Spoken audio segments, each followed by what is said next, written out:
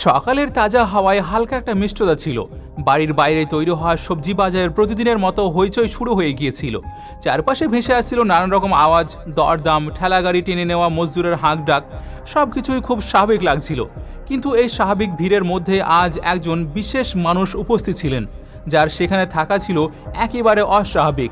তিনি সাধারণ পোশাক পরে এসেছিলেন, কোনো সরকারি গাড়ি বা নিরাপত্তারক্ষী ছাড়াই। একেবারে সাধারণ একজন মহিলার মতো। বয়স আনুমানিক ৩৫ বছর, মুখে শান্ত ভাব আর আত্মবিশ্বাসে ভরা চাহনি। লোকজন তাকে দেখে শুধু এতটুকু ভেবেছিল তিনি বুঝি বাইরে থেকে আসা কোনো মহিলা, কিন্তু কেউই জানত না তিনি আসলে এই জেলার ডিএম আবিদা খানম।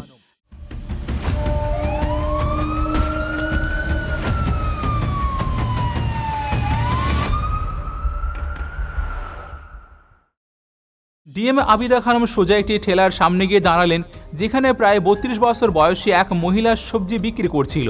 মহিলার কপালে সিঁদুর, কপালে ঘাম আর কণ্ঠে পরিশ্রমের ক্লান্তি স্পষ্ট ছিল। আবিদা হাসি মুখে জিজ্ঞেস করলেন, বোন, টমেটোর দাম কত দিচ্ছেন? মহিলা চোখ তুলে বলল, আজ টমেটো ২০ টাকা। বলুন আপনাকে কতটা দেব? ঠিক তখন একটি ছোট ছেলে স্কুলের ইউনিফর্ম পরা দৌড়ে এসে সেই ঠেলাওয়ালা মহিলাকে বলল, মা, আমাকে স্কুলে ছেড়ে দাও না, দেরি হয়ে যাচ্ছে। দেরি হলে টিচার আবার আমাকে মারবে।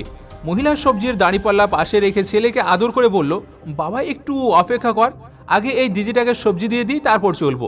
কিন্তু ছেলে জেদ ধরে রইল, না মা, এখনই চলো please. Muslim DM Abida Khanam সব কিছু দেখছিলেন। এসব দেখে তার মন গলে গেল। তিনি বললেন, বোন, আপনি একটা কাজ করুন, আপনি আপনার ছেলেকে স্কুলে ছেড়ে আসুন, ততক্ষণে আমি আপনার ঠেলায় দাঁড়িয়ে থাকবো। ঠেলাওয়ালা মহিলা সংকোচের সঙ্গে বলল, আরে না বোন, আপনি কেন কষ্ট নেবেন? কিন্তু আবিদার বিশ্বাসের ভরায় কথায় সে রাজি হয়ে গেল। সে বলল, ঠিক আছে বোন, আমি ওকে স্কুলে ছেড়ে দিয়ে তাড়াতাড়ি ফিরে আসছি। আর সে ছেলেকে নিয়ে চলে গেল। জেলা কালেক্টর আবিদা খানম ঠেলায় দাঁড়িয়ে চারিপাশের পরিবেশ মন দিয়ে লক্ষ্য করতে লাগলেন।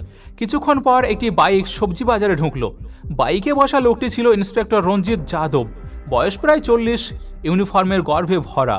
ইন্সপেক্টর রঞ্জিত যাদব সোজা ডিএম আবিদা খানমের ঠেলার সামনে এসে দাঁড়ালো এবং জোরে বলল, তো কবে থেকে এখানে সবজি বিক্রি করতে শুরু করেছো?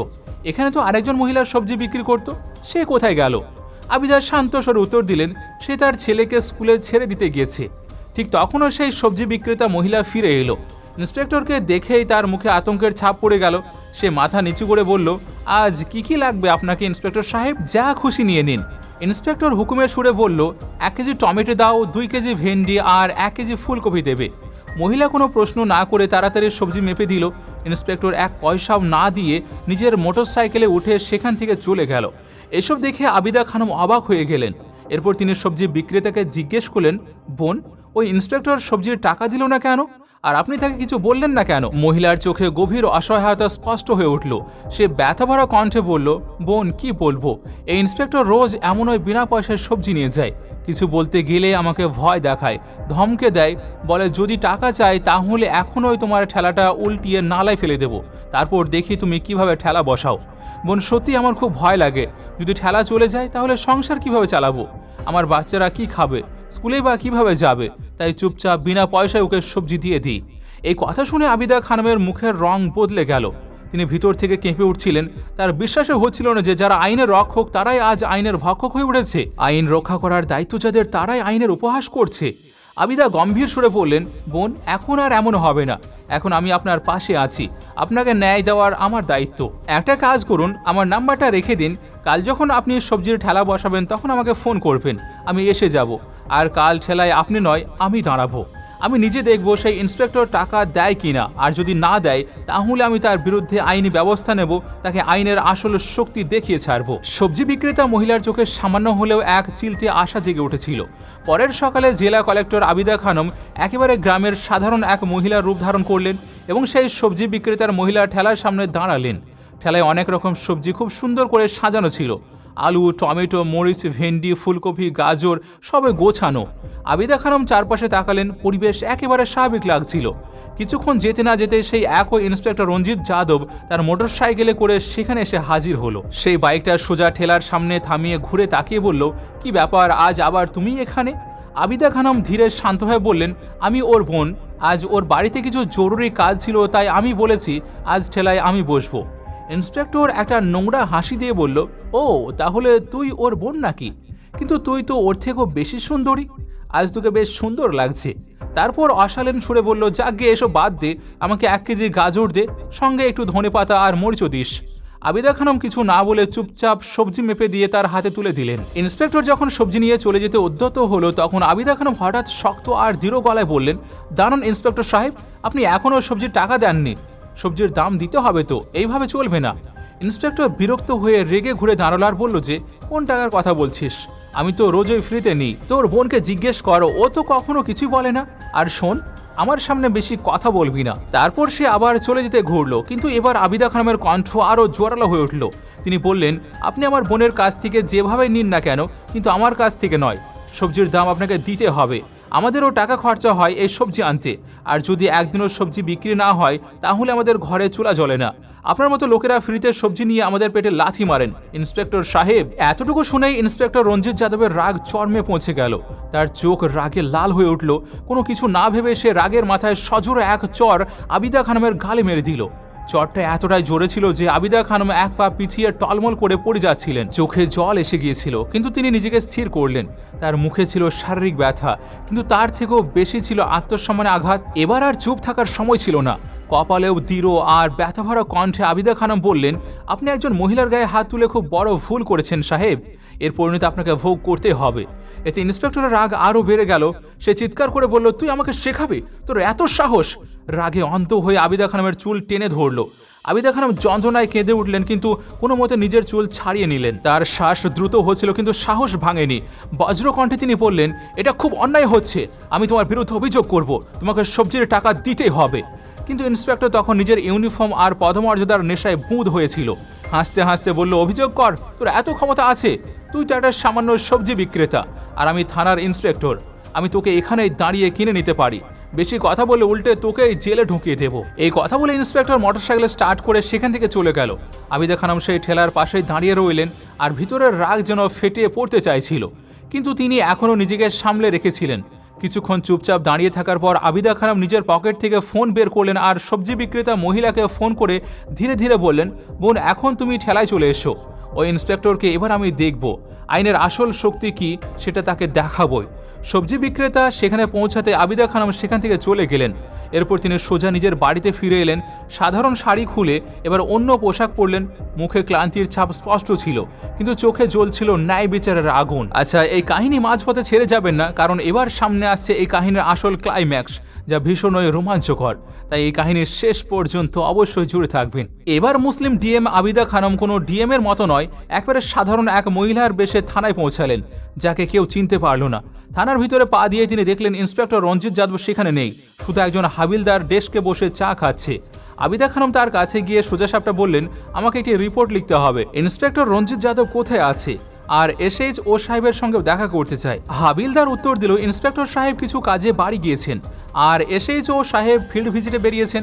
আপনি চাইলে একটু বসতে পারেন, অল্প সময়ের মধ্যেই তারা চলে আসবেন। আবিদা খানম চুপচাপ এক কোণে রাখা বেঞ্চে বসে পড়লেন। তিনি তখনও নিজের আসল পরিচয় গোপন রেখেছিলেন। ভিতরে আগুন চলছিল, কিন্তু মুখে ছিল শান্ত। কিছুক্ষণ পর থানায় ভিতরে SHO অরবিন্দ পাঠক ঢুকলেন। সামনে বেঞ্চে বসে থাকা মহিলাকে দেখে তিনি জিজ্ঞেস করলেন, তুমি কে আর এখানে কেন এসেছো? আবিদা খানম একই শান্ত স্বরে বললেন, সাহেব, আমাকে একটি রিপোর্ট লিখতে হবে। অরবিন্দ পাঠক বললেন, আচ্ছা, আমার কেবিনে চলো। কেবিনে পৌঁছে তিনি বললেন, রিপোর্ট লিখতে হবে ঠিক আছে, কিন্তু তার আগে খরচা পানি দিতে হবে। এখানে রিপোর্ট লেখাতে 5,000 টাকা লাগে। এনেছো তো? বের করো, তারপর তোমার অভিযোগ লেখা হবে। আবিদা খানমের মুখ শক্ত হয়ে গেল। গম্ভীর স্বরে তিনি বললেন, কোন টাকার কথা বলছেন? রিপোর্ট লেখাতে তো কোনো টাকা লাগে না। এটা তো আপনি সরাসরি ঘুষ চাইছেন। অরবিন্দ পাঠক হেসে বললেন, কে বলেছে এখানে সবকিছু ফ্রি? যে আসে সে নিজের ইচ্ছায় টাকা দিয়ে যায়, আর না দিলে রিপোর্টও লেখা হয় না। এখন তোমার ইচ্ছা, রিপোর্ট চাইলে টাকা দিতেই হবে। আবিদা খানম গভীর শ্বাস নিয়ে কোনো কথা না বলে পকেট থেকে 5,000 টাকা বের করে SHOর সামনে রাখলেন আর বললেন, নিন, এবার রিপোর্টটা লিখুন। টাকা নিতেই SHO জিজ্ঞেস করলো, কার বিরুদ্ধে রিপোর্ট? তখন আবিদা খানমের মুখ আরও দৃঢ় হয়ে উঠল। পরিষ্কার গলায় তিনি বললেন, ইন্সপেক্টর রঞ্জিত যাদবের বিরুদ্ধে। তিনি এক সবজি বিক্রেতা মহিলার সঙ্গে দুর্ব্যবহার করেছেন। প্রতিদিন তার ঠেলা থেকে বিনা পয়সার সবজি নিয়ে যান, আর টাকা চাইলে ঠেলা তুলে দেওয়ার হুমকি দেন। আর আমি যখন এর প্রতিবাদ করেছি তখন তিনি আমার গায়ে হাত তুলেছেন। আমি তার বিরুদ্ধে কঠোর আইনি ব্যবস্থা চাই। এটা শুনে SHO অরবিন্দ পাঠকের মুখ হঠাৎ ফ্যাকাশে হয়ে গেল। ঠোঁট শুকিয়ে গেল, চোখে আতঙ্ক ফুটে উঠল। কাঁপা কণ্ঠে সে বলল, উনি তো আমাদের থানার সিনিয়র ইন্সপেক্টর, আর এমনি যদি কেউ কিছু ফ্রিতে দেয় তাহলে দোষ কি? আমরা পুলিশ, একটু আধটু তো চলবেই। এই কথা শুনে আবিদা খানম সব বুঝে গিয়েছিলেন যে এই সিস্টেম ভিতর থেকে পচে গিয়েছে। এই ইউনিফর্ম আর নিরাপত্তার প্রতীক নয়, বরং গরিব আর অসহায় মানুষকে হয়রানি করার মতো হাতিয়ার হয়ে উঠেছে। তিনি কিছু না বলে চুপচাপ থানা থেকে বেরিয়ে গেলেন, কিন্তু তার চোখে তখন এক আলাদা ঝলক ছিল, যেন কোনো ঝড় আসতে চলেছে। পরদিন সকালে ডিএম আবিদা খানম নিজের আসল রূপে হাজির হলেন। হালকা গোলাপি রঙের শাড়ি পরে সরকারি গাড়িতে করে সোজা সেই থানার উদ্দেশ্যে রওনা দিলেন। সঙ্গে ছিল তার সরকারি কনভয় আর নিরাপত্তা রক্ষীরা। ডিএম আবিদা খানম থানায় পৌঁছাতে ভিতরে হইচই পড়ে গেল। যে স্টাফরা গতকাল পর্যন্ত তাকে একজন সাধারণ মহিলা ভেবেছিল, আজ তাকে দেখে চিনতেই পারল না। থানার মূল হলে ঢুকতে আবিদা খানমের তীক্ষ্ণ দৃষ্টি সোজা গিয়ে পড়ল ইন্সপেক্টর রঞ্জিত যাদব আর SHO অরবিন্দ পাঠকের উপর। দুজনেই সেখানে দাঁড়িয়েছিল। গতকাল পর্যন্ত যারা ইউনিফর্মের নেশায় বুনছিল, কিন্তু আজ তাদের মুখের রং উড়ে গিয়েছিল। রঞ্জিত ঘাবড়ে গিয়ে বলল, ম্যাডাম আপনি কে? SHO অরবিন্দ পাঠকও বলল, আপনি তো গতকালও এসেছিলেন রিপোর্ট লেখাতে। তখন আবিদা খানমের চোখে ছিল কর্তৃত্বের উষ্ণতা আর দৃঢ় সংকল্পের ঝলক। স্থির কণ্ঠে তিনি বললেন, আমি এই জেলার ডিএম আবিদা খানম, আর এখন তোমাদের সব কিছু আমার জানা হয়ে গিয়েছে, কিভাবে তোমরা দুজনে মিলেমিশে কাজ করো আর ইউনিফর্মের আড়ালে অত্যাচার চালাও। এই কথা শুনে দুজন কর্মকর্তার মুখের রং পুরোপুরি উড়ে গেল। ভয়ে কাঁপতে কাঁপতে অরবিন্দ পাঠক বলল, ম্যাডাম আপনি যদি সত্যি ডিএম হন তাহলে অনুগ্রহ করে আপনার সরকারি আইডি দেখান। আবিদা খানম শান্তভাবে নিজের ব্যাগ থেকে সরকারি পরিচয়পত্র বের করে দুজনের সামনে রেখে দিল। আইডি দেখা মাত্র দুজনের হাত কাঁপতে শুরু করলো। অরবিন্দ সঙ্গে সঙ্গে হাত জোর করে বলল, ক্ষমা করে দিন ম্যাডাম, আমাদের খুব বড় ভুল হয়ে গিয়েছে, আমরা জানতাম না আপনি ডিএম। ইন্সপেক্টর রঞ্জিত যাদব লজ্জায় মাথা নিচু করে দাঁড়িয়েছিল। সে বলল, ম্যাডাম জি, আমাদের ক্ষমা করে দিন, আমাদের ভয়ঙ্কর ভুল হয়ে গিয়েছে, সামনে থেকে আর কখনো এমন হবে না। কিন্তু এবার ডিএম আবিদা খানম পুরো কঠোর হয়ে উঠেছিলেন। দৃঢ় কণ্ঠে তিনি বললেন, এটা ভুল নয়, এটা অপরাধ, আর এখন এর শাস্তি তোমাদের পেতেই হবে। আজ থেকে, এই মুহূর্তে থেকেই তোমাদের দুজনকে সাসপেন্ড করা হলো, আর বিভাগীয় তদন্তের নির্দেশ দেওয়া হচ্ছে। এই থানায় আর গরিবদের শোষণ হবে না, আর ইউনিফর্মের আড়ালে কোনো অত্যাচারও চলবে না। সেখানে উপস্থিত সৎ কর্মকর্তাদের তিনি নির্দেশ দিলেন, এই দুজনকে অবিলম্বে বরখাস্ত করা হোক, আর আজ সন্ধ্যার মধ্যে রিপোর্ট আমার কাছে চাই। থানা যেন হঠাৎ স্তব্ধ হয়ে গেল। সেদিন সেখানে প্রথমবার ন্যায় বিচারের প্রতিধ্বনি শোনা গিয়েছিল। মুসলিম ডিএম আবিদা খানম একটি দীর্ঘশ্বাস ফেললেন। তার মুখ ছিল কঠোর, কিন্তু চোখে হালকা যন্ত্রণা আর দায়িত্ববোধের ছাপ স্পষ্ট ছিল। তিনি দুজন কর্মকর্তার দিকে তাকিয়ে গম্ভীর স্বরে বললেন, তোমরা দুজনেই ক্ষমার যোগ্য নও। তোমরা যা করেছো তা কোনো দায়িত্বশীল কর্মকর্তা নয়, একজন অপরাধীর কাজ। আমি যদি আজ তোমাদের ক্ষমা করে দিই, তাহলে কাল হয়তো আবার কোনো গরিবের কণ্ঠ রোধ করবে, আবার কোনো অসহায় মানুষের উপর অত্যাচার করবে। এই কথা বলে ডিএম আবিদা খানম সেখান থেকে চলে যেতে উদ্ধত হলেন। ঠিক তখনই পেছন থেকে ইন্সপেক্টর রঞ্জিত যাদব আর SHO অরবিন্দ পাঠক মাটিতে হাঁটু গেড়ে বসে পড়ল। তাদের মুখে লজ্জা, অনুশোচনা আর ভয়ের ছাপ স্পষ্ট ছিল। ম্যাডাম আপনি একদম ঠিক বলেছেন। অরবিন্দ পাঠকের কণ্ঠ কাঁপছিল। আমরা সত্যি ক্ষমার যোগ্য নয়, কিন্তু দয়া করে একবার সুযোগ দিন, আমরা সব কিছু বদলে দেব, গরিবদের সম্মান দেব, ঘুষ নেব না, আর সত্যি আইনের অনুসরণ করব। রঞ্জিত যাদবও মাথা নিচু করে বলল, আমাদের ক্ষমা করে দিন ম্যাডাম, যদি ভবিষ্যতে আমরা আবার কোনো ভুল করি তাহলে আমাদের আর সাসপেন্ড করবেন না, সরাসরি জেলে পাঠিয়ে দেবেন। আবিদা খানম কয়েক মুহূর্ত চুপ করে রইলেন। তার দৃষ্টি ও দুই কর্মকর্তার মুখে স্থির ছিল। কোথাও না কোথাও তিনি তাদের চোখে অনুতাপের ঝলক দেখতে পেলেন। গভীর শ্বাস নিয়ে তিনি বললেন, ঠিক আছে, আমি তোমাদের শেষবারের মতো একটি সুযোগ দিচ্ছি, কিন্তু মনে রেখো, এটা আমার পক্ষ থেকে প্রথম এবং শেষ সতর্কবার্তা। যদি একবারও কোনো গরিব মানুষের অভিযোগ আমার কানে আসে, যদি আবার কেউ বলে এই থানায় অন্যায় হয়েছে, তাহলে পরের বার আর ক্ষমা নয়, সরাসরি জেল হবে। দুজন কর্মকর্তা মাথা নিচু করে দাঁড়িয়ে রইল। তাদের মুখে ছিল আত্মগ্লানি, আর মনে হচ্ছিল ভিতর থেকে সত্যিই কিছু বদলেছে। চলে যাওয়ার আগে আবিদা খানম পুরো থানার দিকে একবার তাকালেন। সেখানে উপস্থিত প্রতিটি পুলিশ কর্মী তার কথা মন দিয়ে শুনছিল। তারপর ব্যথাভরা কণ্ঠে তিনি বললেন, পুলিশের ইউনিফর্ম মানুষের ভয় দেখানোর জন্য নয়, তাদের সুরক্ষার জন্য, তাদের ভরসা দেওয়ার জন্য। যতদিন ইউনিফর্ম পরা মানুষরা নিজের সম্মান দিতে শিখবে না, ততদিন এই ইউনিফর্মও সম্মানের যোগ্য হবে না। এরপর মুসলিম ডিএম আবিদা খানম থানা থেকে বেরিয়ে গেলেন। পিছনে রয়ে গেল নিস্তব্ধতা, কিন্তু সেই নীরবতা গরিবদের ভয়ের নয়, ছিল আত্মসমালোচনার। সেদিনের পর থেকে থানা যেন সত্যি বদলে গেল। আর কেউ ঘুষ চাইতো না, প্রত্যেক অভিযোগকারীকে সমান গুরুত্ব দিয়ে শোনা হতো। গরিবদের FIR বিনা পয়সায় নথিভুক্ত করা হতো। বাজার, গলি আর মোড়ে মোড়ে পুলিশকে এখন মানুষকে সাহায্য করতে দেখা যেত, ভয় দেখাতে নয়। সেই সবজি বিক্রেতা মহিলা যে একসময় ভয়ে কুঁকড়ে থাকতো, এখন নিজের ঠেলায় হাসি মুখে দাঁড়াতো, কারণ এখন আর তার কাউকে ভয় করার দরকার ছিল না। এই কাহিনী আমাদের শেখায় যে পদ আর মর্যাদা শুধু প্রদর্শনের বিষয় নয়, এটা এক বিশাল দায়িত্ব। যখন কোনো কর্মকর্তা নিজের পদ ব্যবহার করে গরিব আর অসহায় মানুষের পাশে দাঁড়ান, তখন ওই সমাজের সত্যিকারের পরিবর্তন আসে। অন্যায়ের বিরুদ্ধে দাঁড়ানো কখনো সহজ নয়, কিন্তু একজন সত্যিকারের নেতা সেই যে ভয়ের সামনে সাহস দেখায়। আর সবচেয়ে গুরুত্বপূর্ণ কথা, মানুষের মনে ইউনিফর্মের ভয় নয়, ভরসা থাকা উচিত। দেখুন, এই ঘটনাটি বলার উদ্দেশ্য কাউকে আঘাত করা বা কোনো অনুভূতিতে আঘাত দেওয়া নয়।